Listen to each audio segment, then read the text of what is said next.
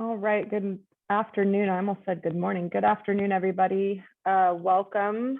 My name is Ali Gadba. I'm the Member Engagement Manager for the AGC Oregon Columbia chapter, and want to welcome everybody here this afternoon for this awesome event. I want to introduce Lauren Holmes. She is the Senior Project Manager for this project, an employee of Lease Crutcher Lewis, who's going to be giving us the virtual tour. A quick reminder, we will be using the Q&A module. So if you have questions throughout the presentation, please type your answer or your questions into the Q&A, and I will be monitoring that, and we'll forward that to Lauren and Kate Gerard with the Oregon Zoo for questions at the end of the presentation. But without further ado, it is 4 o'clock, so let's get rolling. Lauren, you can take it away. So for some reason, it won't let me video myself. It says you stopped it.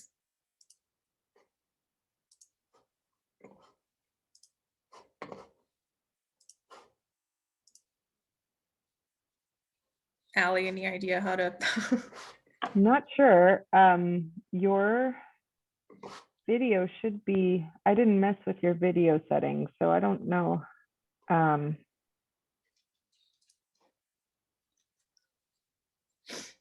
But I could just see your screen with your PowerPoint. Yeah, for some reason it does not want to let me come back on. I can share, I can get started. You just won't be able to see me.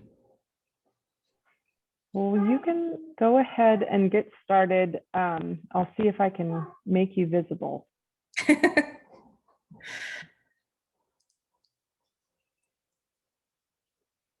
Okay, I'm just trying to play with it and see if I can figure it. It's not working. Okay, well, we can get started. Thank you, everyone. As Ali said, my name is Lauren Holmes, and I'm with Lease Crutcher Lewis, and I'm here to talk to you guys about the Oregon Zoo, Polar Passage, Primate Forest, and Rhino Project. We gave a presentation about 2 years ago that kind of focused on a little bit more of the design aspects. I'm going to talk a little bit about that, but we also now have a lot of really cool photos to show you of where we have been. So I'll get started.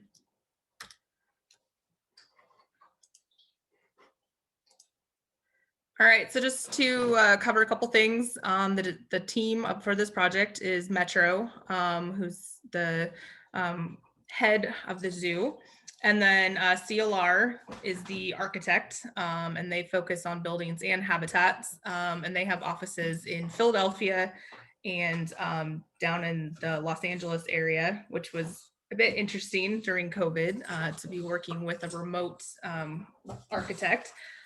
Place Studio did the site development, so all the landscaping outside of basically the habitat areas.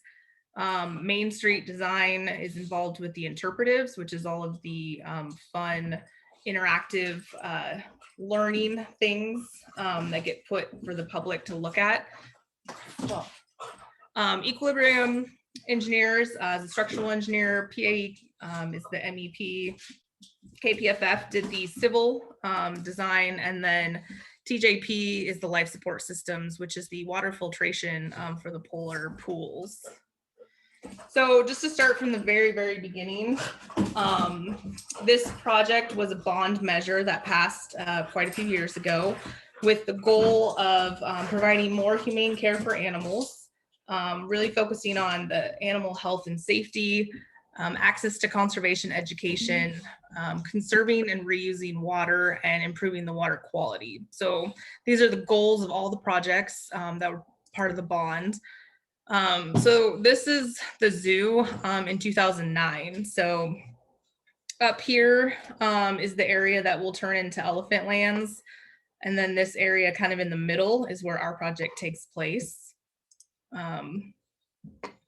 This is all the projects that were part of the master plan and the bond measure.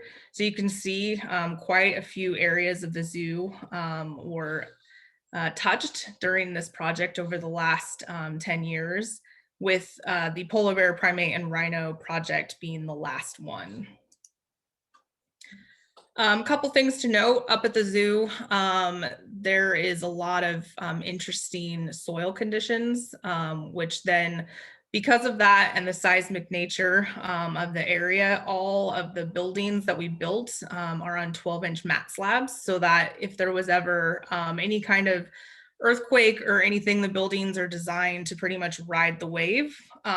So just kind of an interesting fact about the buildings. Another interesting thing at the zoo, we connected into the geothermal loop that was created, that was put in place during elephants. So under that north habitat area for the elephants is this slinky field that you can see in this picture. And as you can understand, elephants are looking for things to be on the warmer side, and polar bears looking for things to be on the colder side. And so their water runs through this slinky field and can be used for the polar bear before engaging the chiller. So it creates some energy efficiencies for the project. So this is an aerial from July 2018, which is when we initially started. You can see up here our trailer location. Again, elephant lands off to the right-hand side. This is the Vet Med Center. And down here is the aviary and Afri Cafe to kind of try to orient you. And the areas in purple are the 3 projects. So down at the bottom, you have the rhino area. In the middle is where primate was. And you'll see off to the side here, this is the Red Ape Reserve. So this is where we temporarily put the primates while we did this project. And then this whole upper area is polar. An early rendering of the project plan kind of again just shows you that layout. So down here you have the rhinos. This is a service road. And then you've got the chimp area, the existing moat habitat that we do some work in. And then this is Zoo Street, which is a main spine from Central Plaza down to the concert lawn area. And then this whole area up here, which is polar. And then we have an event space and a cafe as well. So now here's March 2019. So the first phase of the project was demolition. So here you can see all the primate building that is now gone, and then all the things on polar that we took out. So just kind of gives you a picture of when we started from scratch. Then this is 2 years later. So now we're March 2020, and you can see, so this is the Red Ape space that I indicated before, and this is the new primate holding building. This is the moated habitat up here. Here's the mesh structure in the middle, the main Zoo Street coming down the middle, and then polar, we've got the headland habitat, Meadow Ridge. This is the holding building. This is the off exhibit area, and then this is the LSS building. So this whole building job is to keep the 3 pools out here looking good. And then we have the event space and the cafe and the storage building. Rhino is over here. I don't talk about it too much in the aerials because it's really hard to see, but just kind of giving you a picture. One of the major things on this project was logistics. So as you can imagine, we're right in the heart of the zoo. Our main access was down this, this is the gate access for us, and then down this road, which is where we did a lot of our work, which worked really well until Zoo Lights. If you went up to Zoo Lights this winter, our access road became public. So that created some challenges. And then this is the main Zoo Street that bisected our construction site. For the most part, we left this open and had 2 operating construction sites. There was a period of time that we closed it down so that we could do some improvements to the street itself. And then we turned over the road and primate and then kind of worked our way just into the polar area. And just from another perspective, again, here's the polar building. So you're seeing the off exhibit pool. This is the deep pool and the Meadow Ridge. And then this is the headland habitat and the shallow pools over here. And then here's the Red Ape area, the primate mesh habitat and the holding building, and then the moated area. And then rhino is back here. So jumping in, I'm going to work kind of in the order that we completed them. So rhino is the first area that we worked on. Interesting facts about rhinos. Obviously, they're large animals. Apparently, they are relatively fast. I would say 34 miles an hour is pretty quick. And so they obviously can have a lot of impact on something while running 34 miles an hour. So this is kind of a drawing from Ed at Equilibrium as he's calculating the bollard footings that are going to be required related to that viewing area that we looked at. And so here's them in their final condition. Something to note that we were not able to calculate the structural integrity of these bollards at the spacing that was wanted if the rhino is going to be 34 miles an hour. So in order to make this calculation work, we installed these boulders as a speed bump for the rhino so that if it did come running towards this area, it would have to slow down and maneuver the boulders. And so if it did impact, the speed would be significantly less. Therefore, we were able to get the spacing. So the thought here is that a keeper can be standing back here and do a keeper talk and also potentially invite someone to come in here with them and give an apple or something to the rhino. So again, a lot of the emphasis on these projects is to provide interactive opportunities that are educational. So that was a main focus for this.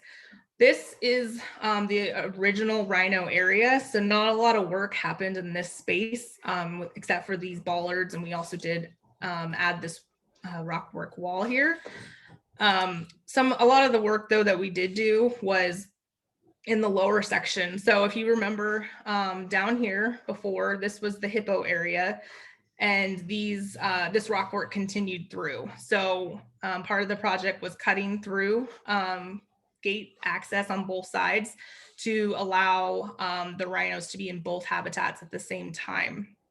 Some interesting facts about rhinos is when they're mating, they like to chase each other. So the opportunity to create more roundabout running space was important. And this project allows for that as well. The other interesting fact is that the male can flip the female upwards of 6 feet.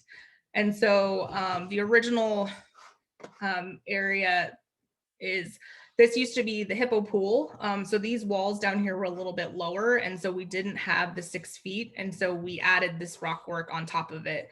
So this is a progress shot and this is a completion shot. And you can really see how what a great job they did to really combine old and new and mix it all together. And then the final rhino this is the rhino blind. So rhinos are a bit shy. And so providing an opportunity for the zoo patrons to get up close and personal with the rhino. This creates an area that this little hole over here is an apple shoot. And so keepers can drop apples in here and entice the rhino to hang out, but they won't really be able to see you too well. So you'll have a really good view of the rhino hanging out over here. There's also a feeder that we installed right here that will drop food. So it really provides this prime opportunity. And there's a picture of what this looks like. So this is a shotcrete structural wall that was built here. And then they finished it to look just like wood. So pretty awesome, the artistic nature of the rock work on the project. So moving on, primate. So I thought this was kind of a cool picture. Here's the BIM model depicting sort of what's going on structurally. At this mesh habitat, there are micropiles that go about 80 feet deep down to the basalt to help support these these tall masts. These masts were done by Pfeiffer Fabritech, who does a lot of bridges and other things. And so they actually install these masts onto the pylons, plinths at the top of the footings, and it's basically was just they just basically stuck in there, and they were completely loose, and they were able to then put all these stainless steel tensioning cables in all their locations, and then they kind of tune it like a piano. They just sort of, as they tighten it up, it shifts around and they get it all in the right spot, and then they weld it off. So it was pretty fascinating to watch them build that. And then it has stainless steel black oxidized mesh on top of it. And because of that, this structure was built to withstand 2 inches of atmospheric icing on this mesh, which was kind of interesting. Also during this project, we had that major ice storm and we survived, no problems. But we did do some checking around afterwards just to make sure that all the calculations were what we thought they were going to be. But here's a little picture of one of the chimps, and you can see kind of how these columns were placed into the socket and then welded off when they were in the right spot. So talking about chimps, they're significantly smaller than the rhinos, but they have a much greater jump ability, and they have long arms and very strong fingers. So there's a lot of thought that goes into how far they can jump and what they can reach, and that pretty much they can reach anything on the inside of the building. Everything had to be, if it was exposed, it had to have metal plating over it to ensure that it couldn't be messed with, and then have to make sure that there's nothing too close to any of the cage fronts or anything like that, so that the chimp can't get their fingers out and touch things. Also, their hands are significantly stronger than humans. So anything that was bolted had to be welded off or damaged so that it could not be backed off. We had to avoid caulking. We do have some caulking in some areas, but we used prison caulking so that their fingers aren't strong enough to get through it. And you also have to think about, they like to smear their poop on things. So we had to make sure that we closed off any gaps, something that a CMU structure with metal decking created a couple obstacles for us.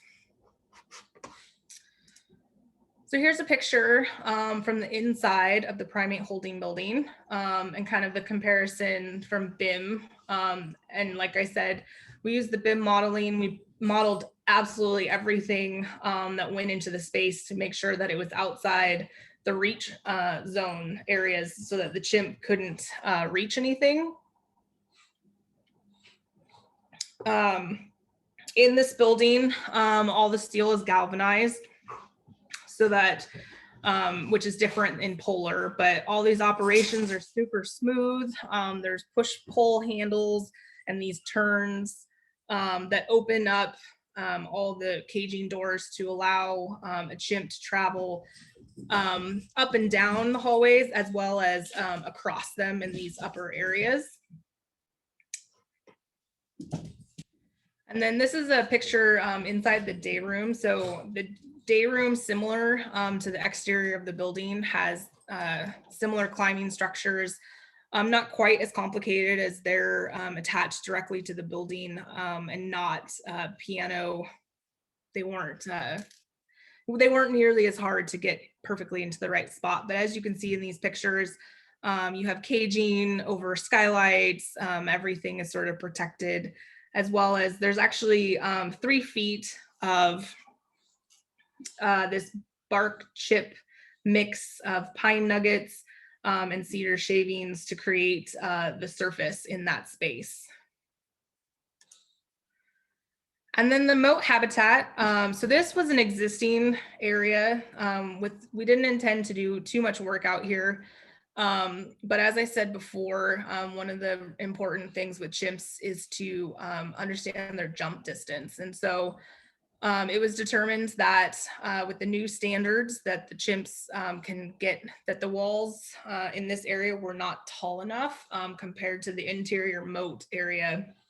And so we went through a couple of different pricing exercises to determine what was best. And we decided to lower the moat on the interior. And then we only had this one section on the far back area that then had to be extended.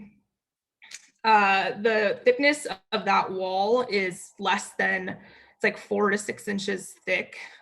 So adding about 3 feet on top of it created a little bit of a problem structurally. So as you can see on the picture on the right, we had to add columns to help support this added sail at the top of this wall. And then we had to flare it out extensively to make sure that a chimp couldn't just climb right up it.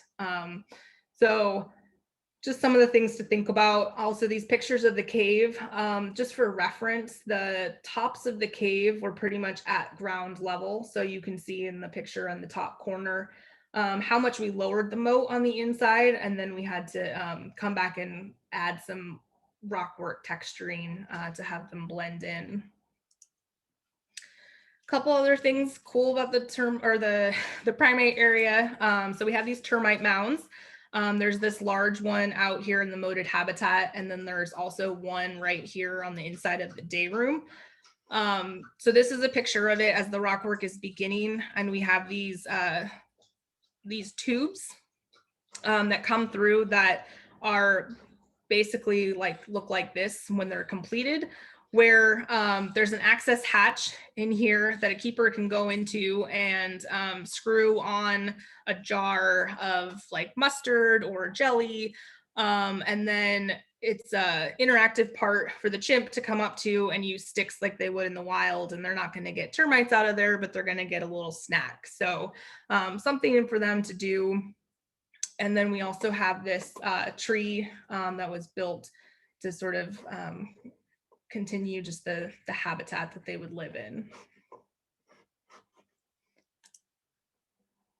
And here's some of my favorite pictures. This is the day that the chimps they moved into their new space. As I mentioned before, they were over in the Red Ape space, which is right next to this building.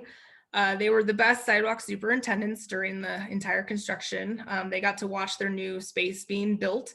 They seemed to really enjoy being perched up there and watch us, and they'd let us know if they didn't like what we were doing, and it was really fun. So it was really cool on this day. They let them out into their day room for the first time and kind of got to run around and check it out. And the keepers had made comment that they could tell that they were so happy that they were actually crying. So definitely a very fulfilling day for us at the zoo. And then these pictures were taken probably a couple months later, just as they got more and more accustomed to their outdoor habitat. And it's pretty cool to get to see them climb up and around. And as you can see them all the way up in the top corner, and it sounds like Chloe likes to use the netting to climb up. She uses that to climb up to the top, and then she comes over.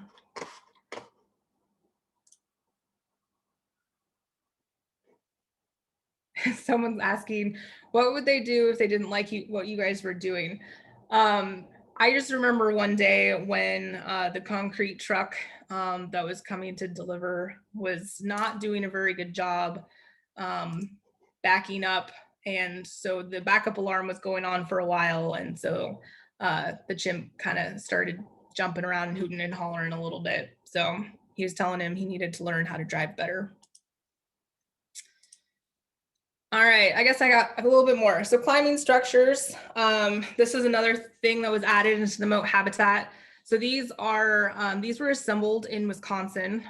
They are white oak and black locust, which is wood that is considered to be pretty sturdy against, I think, rot resistant and just bugs.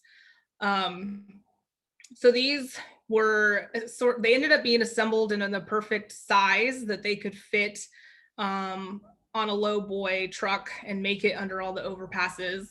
but provide as much space for the chimps as possible. So this moated area was actually just turned over pretty recently, and I think they're going to check it out for the first time sometime this week. All right, so moving on to polar. Really cool today. Nora checked out the deep pool. So these two photos were taken today of her swimming around in her new pool.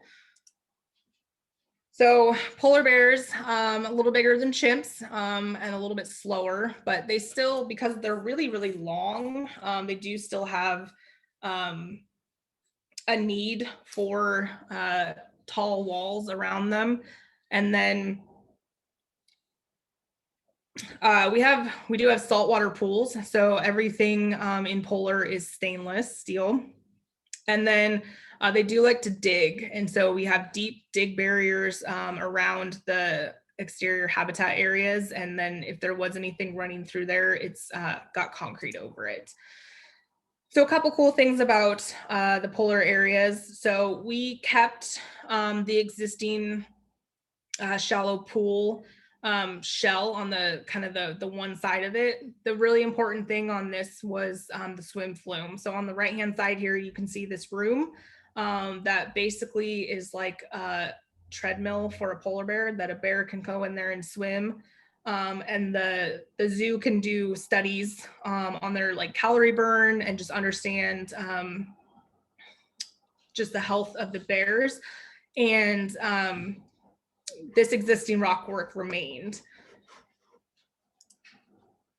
As I mentioned, it was noted that the existing rock work around this pool was not tall enough in order to maintain the requirements by AZA, and so we did add on to these walls. So here's just kind of the process of that happening, and then the texturing of the existing rock work in this pool area was called tinfoil finish, and they created this silicone template from the existing texture to then translate that onto the new so that it would blend perfectly. Then I just have some pictures here. So as I said, the shallow pool, we kept the very front edge of it, and then built on top of that a new pool. So these are progress photos of showing all the piping that comes from the LSS building. Then they pour a 6 to 8 inch structural shell at the bottom, and then they come back through and they waterproof the shell. And then we did the water test to make sure that the pool was holding the water, and then they come back and add on another texture coat to get the final texture, structure, and then the final coloring of the pool. Another feature in the headland habitat is this area that allows Nora to get up so that she can see out in the wild. That's one of the things that polar bears really like to do. So it was really important for this project to provide an opportunity for the bears to get up and see out. So these are just progress photos showing the construction of this, what we call the birthday cake. So you can really see, again, the rock work, the structuring of it, the structure coat, and then the final coat to get the final look and texture and feel. Here's the picture of the LSS building. So as I said before, this building's entire purpose is to filter the waters in the pool.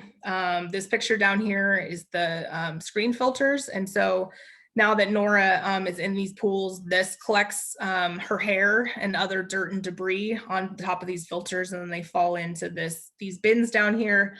And then these are sand filters, and there's just various basins along here that the waters come in and out of as they get cleaned or resalted. So really cool process. And then this picture shows all the piping that comes out to the 3 pools. And just another note for that is the site logistics of this building had to get built first, so that because adding the construction of all this piping really created a logistical nightmare. So that's all I have for the PowerPoint. Again, here's some recent photos of Nora checking out her new home. And now we're going to jump into the video.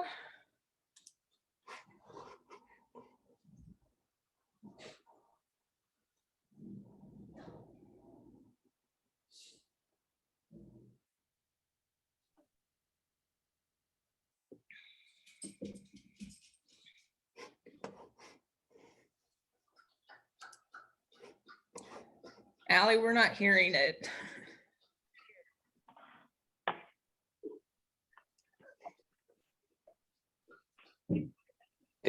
Allie, when you share, there's that little box you have to check.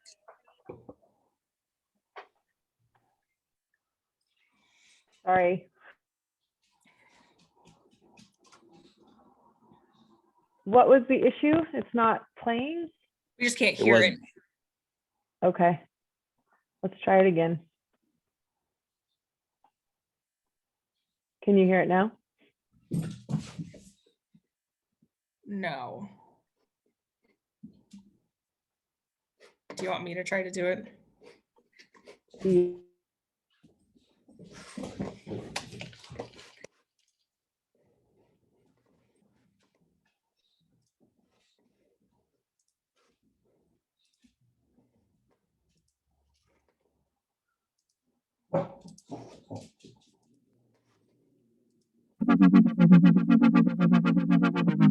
Hello, my name is Lauren Holmes, Senior Project Manager for Lease Crutcher Lewis, and welcome to the Oregon Zoo. Today we're going to talk about the polar bear projects that have been completed in the last 2 years.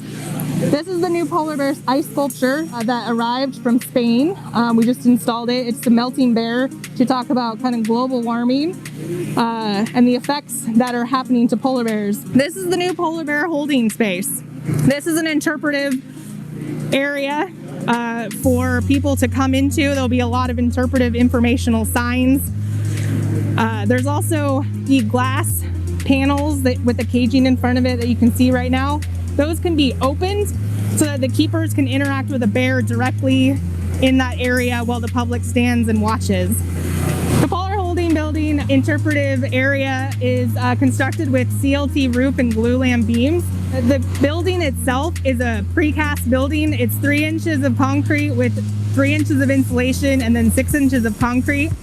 That way the building can have concrete on both sides but still have insulation for the energy code. We had to do a lot of coordination early on in the project to get all of the rough-in for the MEP within those panels, and they were cast in Harrisburg, Oregon. And then they got shipped up here and the space was able to erected in 3 days. This is the polar holding building. This is where the bears live when they're inside, when they're hibernating, although they don't actually hibernate. There's 6 stalls, each one, and when the bears come in from out of town, they will get attached onto here, and then this guillotine door goes straight up, and then the bear can get into the space. Each one has a precast drinker, and then they have doors that slide on both sides and then out into each habitat, so the bears can move from space to space and then go outside. There's 3 habitat spaces, so they can move a bear all the way from here all the way to there and then outside. So this is the off exhibit pool. Or the off exhibit site. It has a small pool for the bear to be able to swim in. Again, like I said, it's a saltwater pool, and that rock in the corner has a play jet, so water will spray out of that and the bear can play in it. They're constructed of shotcrete, a specialty contractor from Arizona named Semrock, which you'll see a lot of rock work throughout this tour. Anchored deadfall for the bears to play and rub their back on.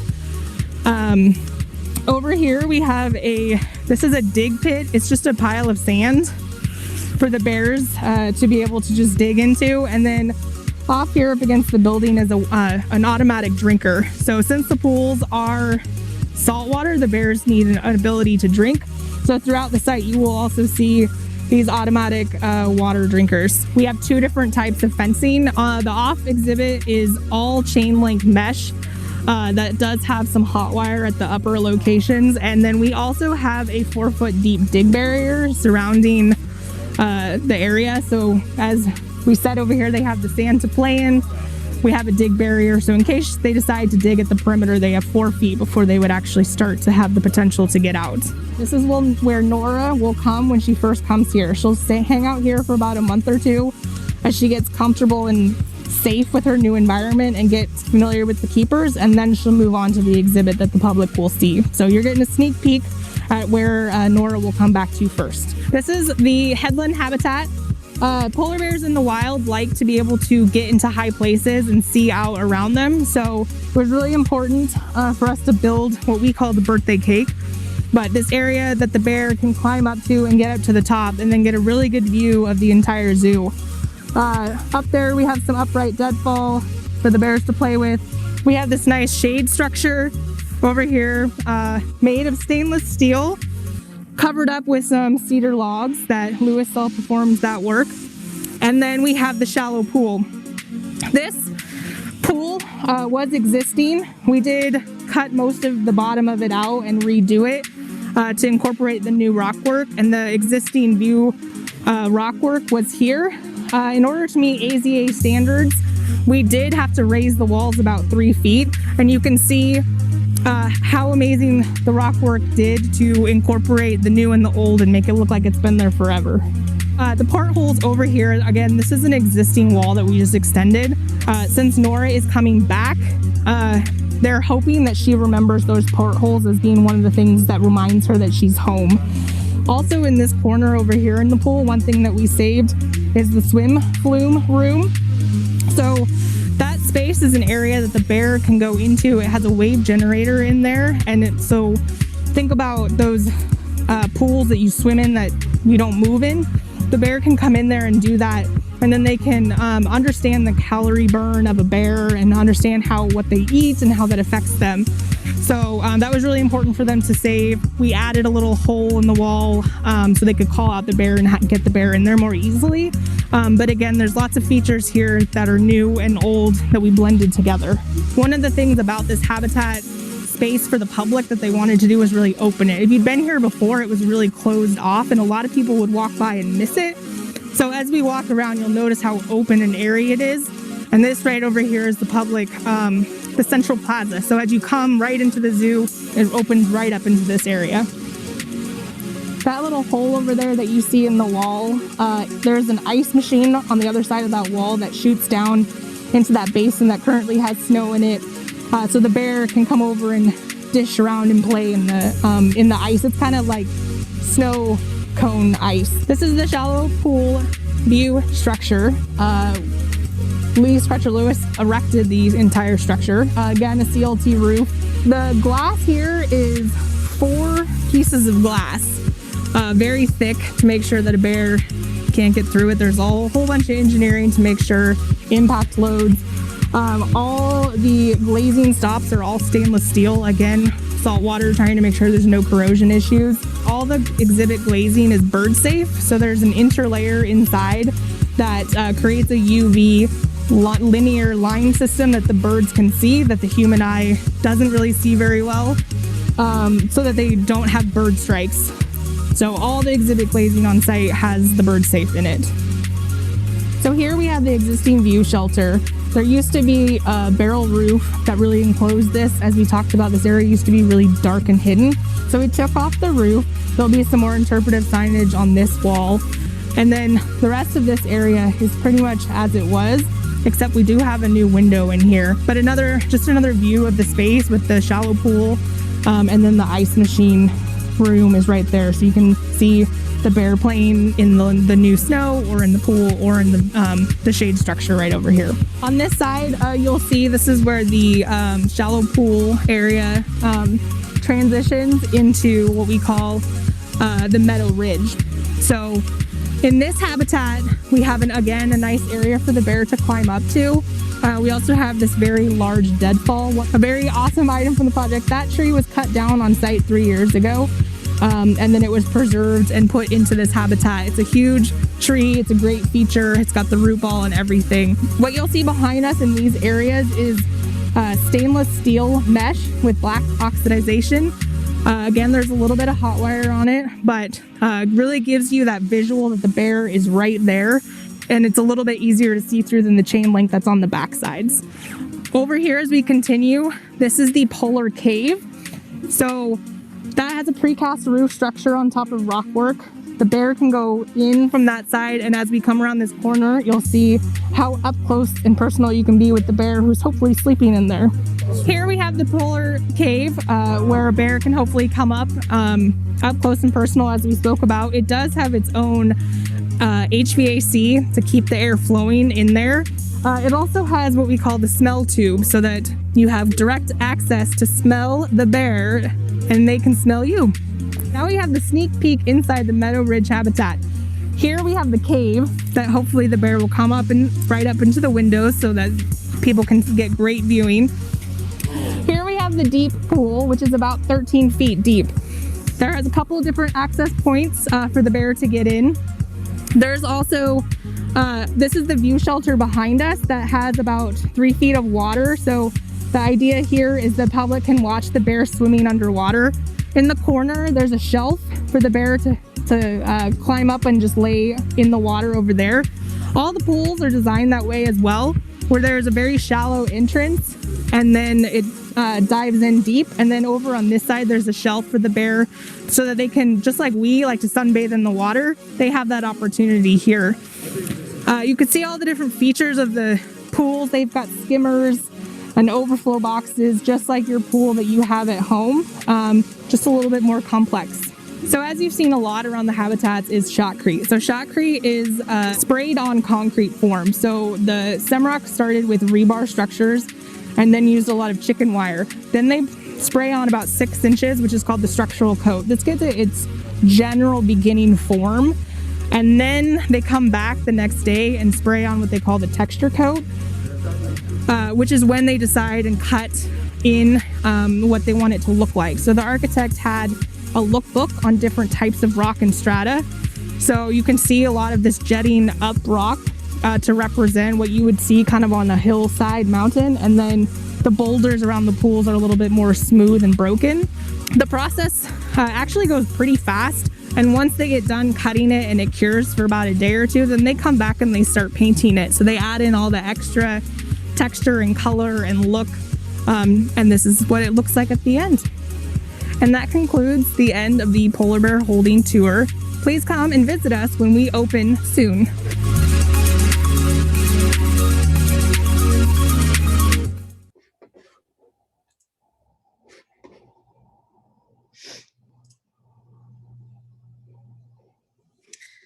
All right, so that's all I have for prepared marks. Whoop. Sorry. So questions. Is the deadfall actually trees? Yes. The deadfall in the polar habitat for the most part is cedar. That was chosen again because to be a little bit more hardy. And like I said in the video, the one on the top of the hill was the large tree that was on site in that area that we needed to cut down in order to build the project. And over in Primate, a lot of those trees that you see in their habitat actually were other trees that we cut down on site at the beginning of the project. What is the most expensive animal per capita? Well, I don't know how much it costs to feed them, but due to the pools, I would say the polar bear was definitely the most expensive. I mean, Kate might be able to. Kate is also here from the zoo. She might have some comment if she knows anything about, if you're looking about that part of it. Believe it or not, I do. Hi, everyone. My name is Kate Jerome. I'm a project manager with the Oregon Zoo Bond Program. And yes, polar bears would probably be the most expensive just based on the fact that our pools are saltwater. So we have to have salt introduced into our filtration system. And then also a lot of their diet in a zoo is fish, and fish are surprisingly expensive. So I would definitely say that they are on the more expensive side, but do not discount the volume of fruit that chimpanzees eat every single day. So they're pretty close, but I'd say from an infrastructure standpoint, polar bears. All right, we have a question about the electrical. The project was completed by Cochrane Electric. We can just say that. Did you take clues from New York City's Central Park Zoo? Kate can probably respond a little better about which zoos were used as. Yeah, so our former zoo director, Dr. Don Moore, actually was the director at Central Park Zoo for quite some time before he eventually transitioned over to the Oregon Zoo. So he definitely gave some input during the design phase, but CLR Design, who is the architect on the project, has done polar bear habitats, primate habitats, all sorts of habitats and aquarium exhibits throughout the country. So they came with a really incredible set of background and skills and just knowledge on how different zoos have created different designs and what works really well with the animals, as well as what goes along with our AZA, which is the Association of Zoos and Aquariums, who sets really the guidelines for all the different types of animals. So we definitely looked at a lot of different kinds of zoos, but it's funny that you point out Central Park specifically because our zoo director came from there. Rhino footprint looks small. Do rhinos roam throughout a large area? Well, the good news is the rhinos are getting twice as much space as they used to have. So it's a huge improvement for them. How about the Monterey Monkey Zoo? Just an interesting fact, just a kind of the reminder I would say is we were building for chimpanzees, not monkeys. So I don't know if they visited that one. Just the clue there is that monkeys have tails and chimps do not. So kind of that fun fact I like to tell people all the time. Approximate amount of concrete. You know, I saw that come up. I knew people were going to start asking super specific questions and I was going to be unprepared. My quick math based on how much I paid for concrete, I would say probably about at least 2,000 yards. But that does not include the precast, or that wouldn't include Semrock either. So I'm not sure. They had concrete every day for 8 months, but they pretty much they usually only shot about 8 to 30 yards a day.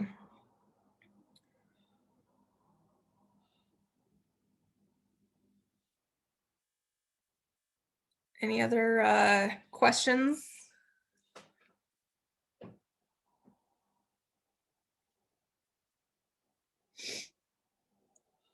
When will it open? It is open now. Polar opened up officially, I think it's been about 2 weeks now. The only thing that's still remaining on Polar is the interpretive signage package. So that's still to come. That'll be coming this summer, but Nora has been introduced both to the headland habitat and the Meadow Ridge now. So whenever you come visit, you'll have to go looking for her to see which one she's in. And then primates, that opened up in the fall. And as I said, the moat habitat is opening up for them in sometime this week. So, and as far as the rhinos, they still have not landed on who's coming to come live here. So I don't know if Kate has any breaking news on that. We're anticipating rhinos to be coming to the zoo most likely in the fall. Usually with most animals, there's a window which is most appropriate to move them from zoo to zoo based on weather, also just what kind of animal it is and what kind of cycles that they have. So most likely we'll get a pair of rhinos sometime in the fall, probably around September. And did I get to meet any of the animals in the process? Well, most of the animals that we were working with, you weren't allowed to touch.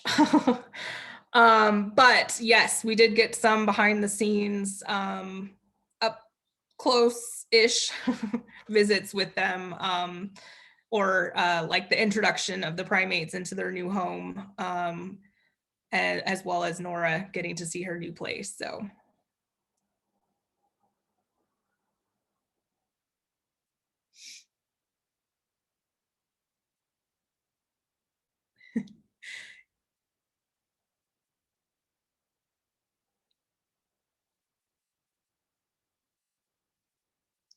So Cliff, I think you're trying to talk. It's a webinar, so I'm not sure that we're going to be able to get live questions.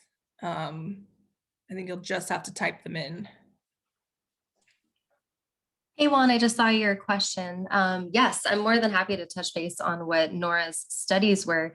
And it actually all ties back to a pair of twin bears that we had at the Oregon Zoo named Tossel and Conrad. And these were two phenomenal bears that our animal care team were able to train them how to do voluntary blood draws. And they're actually the very first polar bear that was able to do that, because giving a polar bear sedation or anesthetizing them is really hard on their bodies. So one of the things that the Oregon Zoo is really on the forefront end of, especially when it comes to polar bears, is doing voluntary medical care. And so that kind of goes along with all of the animals at the zoo, but definitely with our polar bears. So we had a lot of voluntary medical care as well as GPS collar monitoring. So we partnered with Polar Bears International and the US Geologic Survey. And what they did was loaned out these collars for specifically Tossel, who was doing this primarily. And she would wear the collar around her habitat, and they would be able to collect data based on how many calories she was expending, how far she was walking, where she was, if she was laying down, that kind of stuff.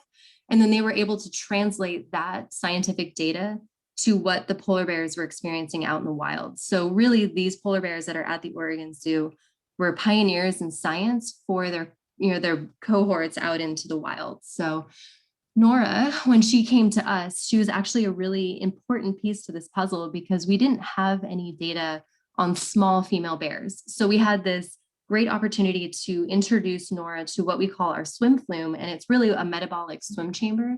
So what you do is you have, and that was in the shallow pool that Lauren was pointing out as one of our existing pool footprints we had that we rebuilt. And we wanted to make sure that we held on to the infrastructure of the swim flume, which was made out of aluminum, which we ended up rebuilding in stainless steel for the salt water. But what happens is our partners with USGS will come in and attach different hoses for their scientific equipment to the different ports on the swim flume.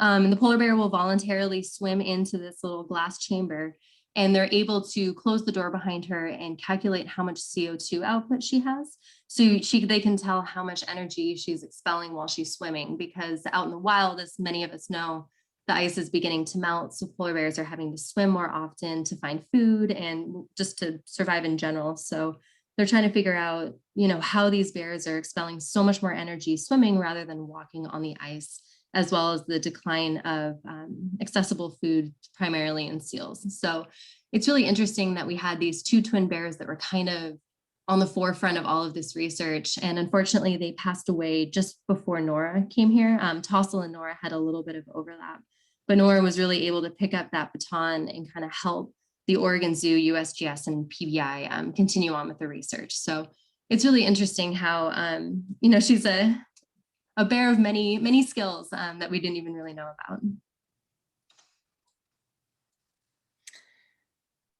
Looks like there's a question about the waterproofing system in the pools. So we used Aquafin. That was an additive that was used in a lot of the concrete as it was put in place, as well as then a coating of it on top of the structural coat before the final texture coats were added. Any bentonite? Not in the pools. I think there was just a little bit of bentonite at the wall that you saw along the LSS where the pipes came out and the earth was backfilled up against.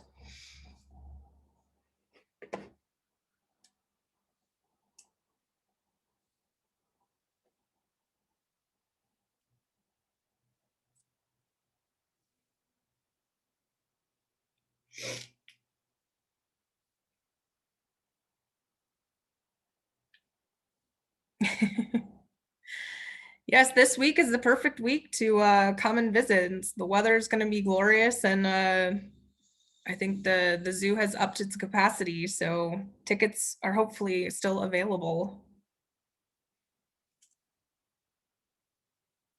Chimps names. Cliff, Chloe, Delilah, Jackson, and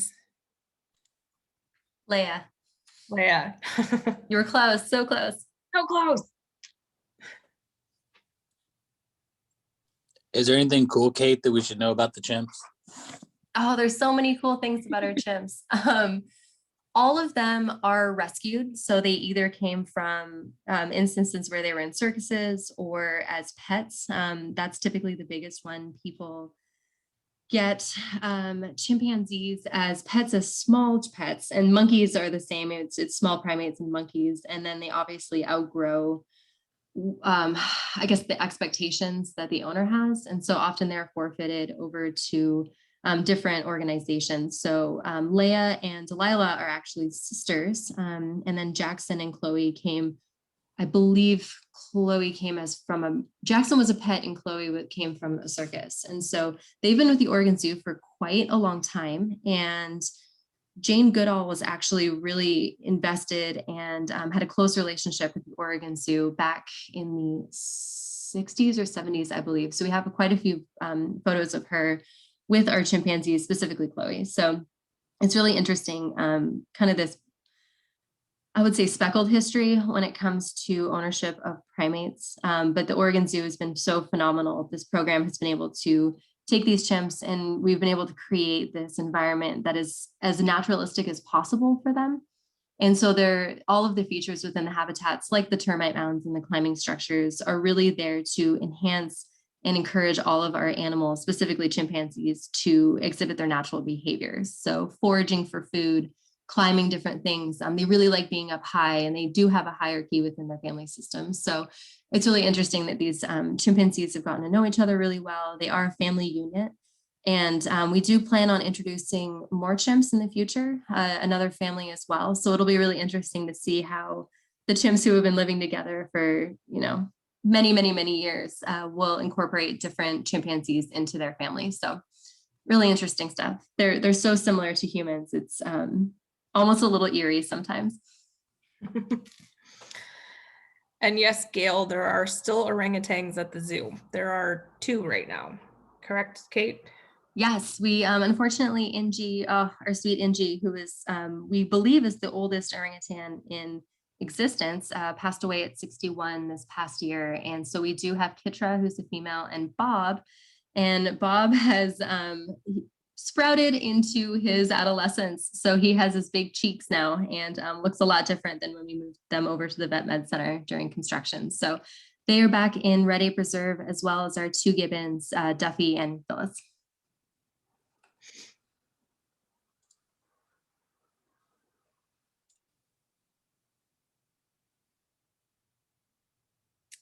Question on how many polar bears do we have and how old are they? Currently just Nora, and she is 5.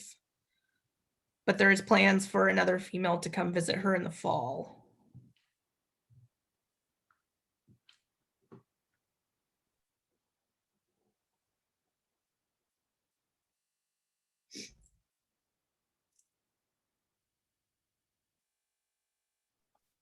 All right. 2 more minutes. If anyone has any last minute questions, Kate and Lauren, thank you so much for this. This was really, really cool. And just a reminder that I will be sending out a follow-up email to everyone who attended with contact information for the presenters, a copy of this recording. Lauren will be sharing her slide deck, and there will also be a link to the video that she shared as well. So with that, there is one more question. Did you stay on budget for the project? I would say yes, we did. One thing with zoos is a lot of things come up along the way that the keepers or standards ask, for, like the adding of the walls or other things that was not known about. But generally speaking, yes. And I know Kate can speak to the fact that this is the end of the bond, and the bond team has done a fabulous job of keeping the projects on budget and getting all of them completed with the money that the community has provided the zoo. So As for what's next, that's a really good question that nobody has an answer for quite yet. The zoo did prepare a comprehensive 20-year master plan, and this 2008 bond covered the first 10 years. So those are the 8 projects that were outlined for the first phase of the bond. So we will likely regroup, redo the master plan, kind of give it a refresh and an update. And then Metro Regional Government is the one who oversees the Oregon Zoo. So they would be the ones who would make decisions whether to put another bond on the ballot for voters to vote for the second phase of the bond, which would essentially upgrade. We touched 40% of the zoo with this bond. So it would touch, the majority of the 60% that's left. The question on, are the zoo exhibits fully open now? Not all of them, depending. COVID has required the zoo to keep certain areas closed off, and then rhino isn't open right now just because there are no rhinos. So.